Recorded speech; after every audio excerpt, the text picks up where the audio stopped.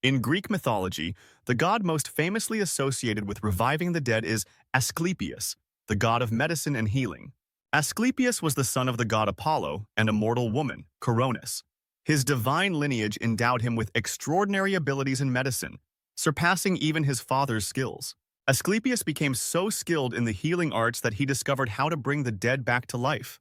Myths tell of him using his knowledge to revive mortals, including figures like Hippolytus, who had met untimely deaths.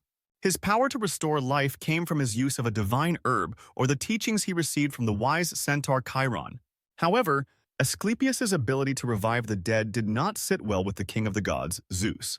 The revival of the dead was seen as a violation of the natural order and a threat to the balance between life and death.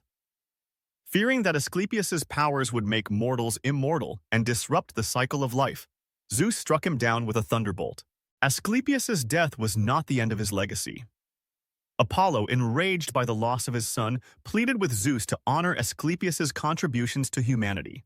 Zeus agreed, elevating Asclepius to divine status. He was placed among the stars as the constellation Ophiuchus, the serpent-bearer, and worshipped as a god of healing and medicine. His sanctuaries, known as Asclepieia, became centers of healing across ancient Greece. In conclusion, Asclepius stands out as the Greek god who could revive the dead, a testament to the power of knowledge and the delicate balance between life and death in Greek mythology. His story reminds us of the awe and respect the ancients held for the mysteries of mortality and medicine.